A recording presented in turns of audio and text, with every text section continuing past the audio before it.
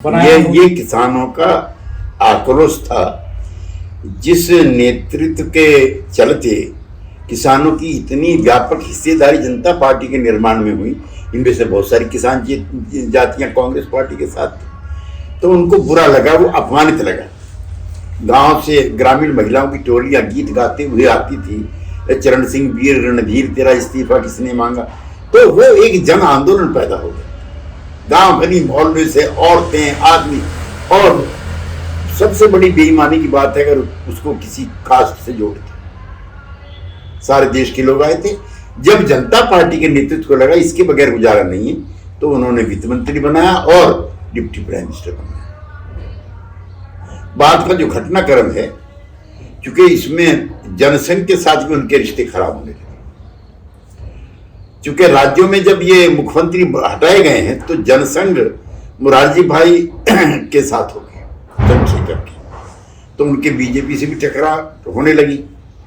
और जनता पार्टी का जो नेतृत्व था उसने राजनारायण जी की बड़ी भूमिका थी मुरारजी भाई को प्रधानमंत्री बनवाने। वो और सीबी गुप्ता दोनों लगे थे। चौधरी साहब जो थे वो बाद में तैयार हो गए थे, खैर वो मुरारजी भाई को बहुत पसंद नहीं करते थे, क्योंकि जो रूरल अप्रोच है भारतीय समाज की, उसके प्रति उनका दृष्टिकोण जो है अर्बनाइट था। उसके बाद फिर जनता पार्टी में फूट पड़ने लगी और गला काट प्रतियोगिता शुरू हो गई। राजनारायण जी और मधुली में जो समाजवादी नेता थे, उन्हें लगा इस दल में रहना हमारे लिए संभव नहीं है। उन्होंने इस्तीफे दिए। ये चौधरी साहब, मैं निकटस्थ गवाह हूं, चौधरी साहब इस योजना का हिस्सा नहीं थे। जो पहले इस्तीफे हुए हैं जनता पार्टी सांसदों के, वो सब सोशलिस्टों के थे, मधुली में और राजनारायण समर्थकों के, कर्पूरी ठाकुर समर्थकों के। चौधरी साहब ने तो सबसे बाद में इस्तीफा दिया, और जब इस्तीफा उनका हो गया तो जाहिर है कोई वैकल्पिक व्यवस्था बनती थी, तो उसमें चौधरी साहब ही बनते थे। नेता प्रतिपक्ष वाई भी चौहान थे, उनके लिए कांग्रेस पार्टी तैयार थी। लिहाजा ना चाहते हुए भी सब लोगों ने चौधरी साहब को बनाया, और फिर वही उनके साथ विश्वासघात हुआ। एक साल भी उनको कार्यकाल पूरा नहीं करने दिया। उसमें कांग्रेस पार्टी की जो कुटिलता थी वो भी शामिल थी। वो इतिहास का एक दुर्भाग्यपूर्ण दौर है। राजनारायण जैसा जननेता, संघर्ष करने वाले नेता कभी कभी पैदा होते। उन्होंने इंदिरा गांधी को सीधे चुनाव में हराया, हाई कोर्ट में हराया, और चौधरी साहब के व्यक्तित्व के प्रचार प्रसार में राष्ट्रीय स्तर पर उनकी बड़ी भूमिका थी, समाजवादियों को जोड़ने में। जिसके बाद चौधरी साहब की जो छवि है राष्ट्रीय स्तर पर और भी जुझारू और सोशलिस्ट टाइप बनी, उसका बड़ा श्रेय राजनारायण जी को जाता है। हमारी पार्टी में भी कुछ तत्व ऐसे थे जो उनके बढ़े हुए कद काठी को लेकर के अप्रसन्न रहते थे, और कुछ राजनारायण जी का अतिवाद भी था कई मामलों में। राजनारायण जी तो जिद्दी स्वभाव के थे ही थे, लेकिन इस चौधरी साहब के मामले में जिद्दी बनाने में चौधरी साहब के भी एक दो लोगों की मैं नाम नहीं लेना चाहता, उनकी भूमिका थी उनको निकलवाने में। और फिर एक स्टेज ऐसी आती है कि राजनारायण जी और बनारसी दास दोनों घोषणा कर देते हैं कि हम डीएमकेपी बन रही है उस समय, मैं भी उससे चुनाव लड़ा था 84, हाँ, उसमें शामिल होना चाहते हैं, और वो शरारती तत्व इन दोनों को रोज इनका रास्ता रोक देते हैं, जबकि चौधरी साहब से वो बात करके गए थे और इतिहास में लिखा गया वो। और फिर वो गुस्से में कहते हैं ठीक है मैं चौधरी साहब से लड़ूंगा। लेकिन चौधरी साहब ने अपने सभी समर्थकों को बाकायदा हिदायत दी कि राजनारायण से चुनाव लड़ते समय किसी कटुता का नहीं होना चाहिए। तो इतिहास गवाह है कि कोई अप्रिय घटना उसमें नहीं। चौधरी साहब के इमरजेंस के बाद जो ग्रामीण पृष्ठभूमि के पॉलिटिकल एक्टिविस्ट थे, उनकी प्रमुखता बढ़ी। उत्तर प्रदेश कांग्रेस कमेटी पर कुछ अभिजात वर्गों का ही वर्चस्व था, उन्हीं को टिकट मिलते थे, वही मंत्रिमंडल में रहते थे। चौधरी साहब की तकरार भी जब हुई है कांग्रेस नेतृत्व से, तो एक कुर्मी और एक यादव जी। जहां पे 3 लाख यादव है, वहां भी गैर यादव कम्युनिटी का भी चुनाव लड़ रहा है। तो चौधरी साहब proportional representation of the different caste, इसके बड़े भारी समर्थक थे, जो मंडल से अलग है। उन्होंने कभी पिछड़ों की उस तरह की राजनीति नहीं की जिस तरह की समाजवादी करते थे। उनके फ्रेमवर्क में तो अपर कास्ट का गरीब भी शामिल था। जब उन्होंने कहा था ग्रामीण क्षेत्रों को 50% दो, लेकिन सारे देश के पिछड़े नेता लोकदल में शामिल हो गए।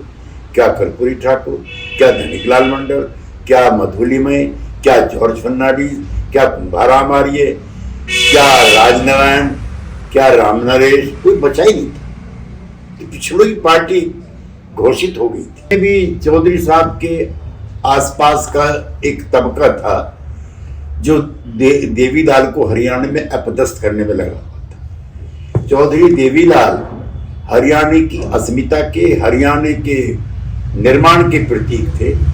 और मैंने इतना सच्चा भला किसान समर्थक मैंने बहुत कम नेता देखे जैसे चौधरी देवीलाल जी थे। वो सरकार के मतलब के नहीं थे, लेकिन किसानों के सवालों को प्रखरता से उठाने में उनका कोई सानी नहीं था। चौधरी साहब के भक्त थे।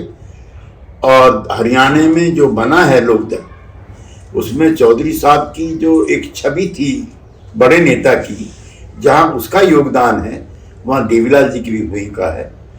और 78 में उनको भी हटा दिया। और मैं अगर ये कहूं कि किसान रैली में सबसे बड़ी भूमिका चौधरी देवीलाल की थी, भीड़ जुटाने में भी, और लगभग 45 लाख रुपए के करीब पैसा इकट्ठा करने की जो किसान ट्रस्ट में गया था वो देवीलाल जी की थी। बाद में दुर्भाग्यपूर्ण तरीके से दोनों का टकराव हुआ और नौबत यहाँ तक आ गई कि सोनीपत के एक उपचुनाव में किताब सिंह मलिक नाम के एक विधायक को खड़ा करके देवीलाल को हरवाने में हम लोग कामयाब हो गए। रोहतक में सोनीपत से कुछ लोगों ने सुझाव दिया था जी। और उसमें चौधरी चरण सिंह जी के जो करीबी लोग थे, जो उनके चुनाव का संचालन देखते थे, ये उनकी गलती थी। देवीलाल जी का उसमें कोई दोष नहीं था। जो उत्साह में कार्यकर्ता चाहते थे कि बागपत के साथ साथ वहां भी चुनाव लड़ ले सोनीपत से, 1980 की बात है। लेकिन देवीलाल जी की इसमें कोई नहीं। देवीलाल जी तो हट चुके थे 80 में, भजनलाल थे मुख्यमंत्री। 71 की बात कर रहे हैं आप जी।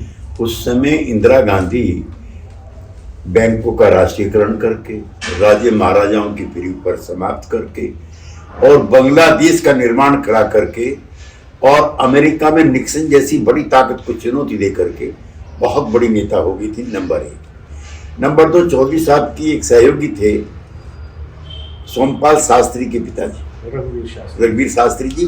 वो 67 में वहां से MLA थे। चौधरी साहब चाहते तो बागपत से भी लड़ सकते थे, लेकिन उनका मैं बड़ापन मानता हूं, उन्होंने मुजफ्फरनगर जाना कबूल किया बजाय रघुवीर सिंह शास्त्री का टिकट काट। ये उनकी उदारता थी। उसको मैं चौधरी साहब की पराजय के रूप में मैं नहीं देखता। चौधरी साहब ने को लिखने पढ़ने का शौक शुरू से ही है। अब 1935 का मैं आपको बता रहा हूँ, तब उनकी लिखी हुई ये चिट्ठी 1957 में अल्टरनेटिव ड्राफ्ट है on agriculture and rural development, जो जवाहरलाल के सामने पेश किया जाता है। चौधरी साहब भाषण पढ़ रहे हैं, तालियों की गूंज हो रही है। और कांग्रेस के इतिहास में ऐसा नहीं हुआ है कि प्रस्ताव के खिलाफ लोग इकट्ठे हो गए। ये चौधरी साहब की विजय थी। और छोटी छोटी बातों उन्होंने तो शिष्टाचार पे भी किताब लिखी और इकोनॉमिक नाइट। एक चीज मैं आपसे कहना चाहता हूँ, बुनियाद जो है, चौधरी साहब कट्टर गांधीवादी थे। जवाहरलाल का तो फ्रीडम मूवमेंट में भी उनसे एक दुराव हो गया था। गांधी कुछ लोगों की मजबूरी के नेता थे, कुछ की इच्छाओं के नेता थे। तो चौधरी साहब की इच्छाओं के नेता थे और जवाहरलाल नेहरू की मजबूरी के नेता थे। ये फर्क था। तो लिखते भी थे। जाति व्यवस्था पर लिखा, कास्ट लिस्ट कौन, ये उन्होंने लिखा। इकोनॉमिक नाइटमेयर पर उन्होंने लिखा। कोई चीज छोड़ी नहीं है जिस पर उन्होंने ना लिखा हो। और वो समय निकालते थे, ये अद्भुत। हालांकि सुबह को 8 बजे वो अपनी डेस्क लेके बैठ जाते थे अखबारों की कतरनें खुद अपने हाथ से कैंची से काटते थे, फिर उनका संग्रह करते थे।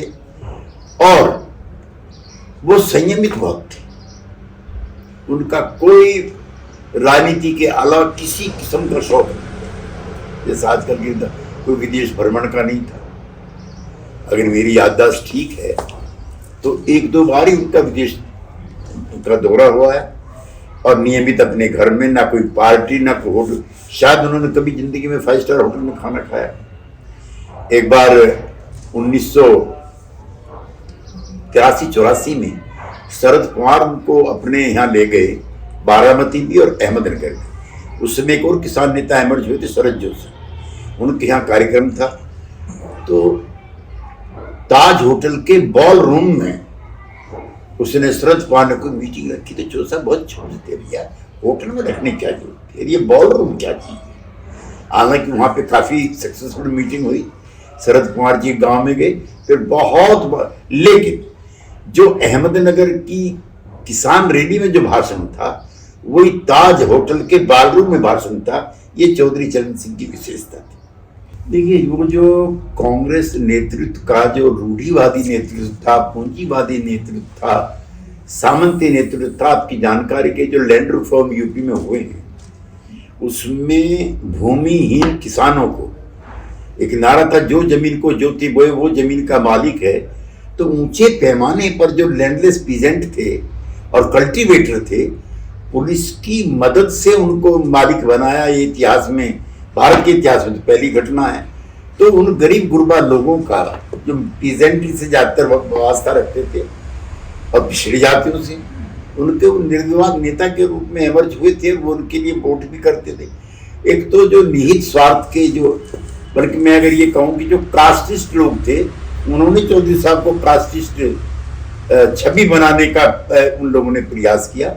ये सही है कि जो कुछ जाति समूहों की जो उस समय आधिपत्य था राजनीति में, चौधरी चरण सिंह ने उसको तोड़ने का काम किया। हमको छिपाना नहीं चाहिए। मीडिया भी वैसे इंटरेस्ट का है। चौधरी साहब जो लिखते थे, पढ़ते थे, बोलते थे, वो मीडिया की सुर्खियां नहीं थी। एक बार लोकदल के दफ्तर में प्रेस कॉन्फ्रेंस हो रही थी। चौधरी साहब बस 80+ प्राइम मिनिस्टर रह चुके थे। कायदा ये, चौधरी साहब जाते हैं तो खड़े होकर के प्रेस वालों का अभिवादन करना चाहिए। कोई खड़ा भी नहीं हुआ प्रेस वाला। चौधरी साहब ने प्रेस कॉन्फ्रेंस कैंसिल कर दी। ये कंटेंट था मीडिया का चौधरी साहब के लिए। क्यों होना चाहिए भाई? चूंकि चौधरी साहब के समूहों के, जाति के नहीं, समूहों के मिजाज के लोग मीडिया में नहीं थे, इसलिए उनकी छवि खराब करने का प्रयास लगातार रहता था। नहीं, चौधरी साहब बहुत अच्छे एडमिनिस्ट्रेटर भी थे। उनको कई अवसरों पर लगता था कि इतने बड़े सूबे को एडमिनिस्ट्रेटिव तरीके से संचालित करना संभव नहीं है। और रामनिवास यादव जो मुख्यमंत्री बने हैं तो वो फेल मुख्यमंत्री साबित, क्योंकि पहली बार कोई पिछड़ा मुख्यमंत्री बना था। उससे पहले doctor Sampurnanand, CB Gupta, Hemanti Nandan Bahuguna, Narayan Dutt Tiwari, doctor Sampurnanand, Govind Ballabh Pant, उस परंपरा को तोड़ा। वो इसी का नाम चरण सिंह। जिन किसान जातियों की संख्या भी ज्यादा थी, उनकी सत्ता में हिस्सेदारी क्यों नहीं होनी चाहिए? ये कंसेप्ट कास्टिस्ट नहीं है। जो उनको रोक रहे हैं सत्ता में आने के लिए, वो कास्टिस्ट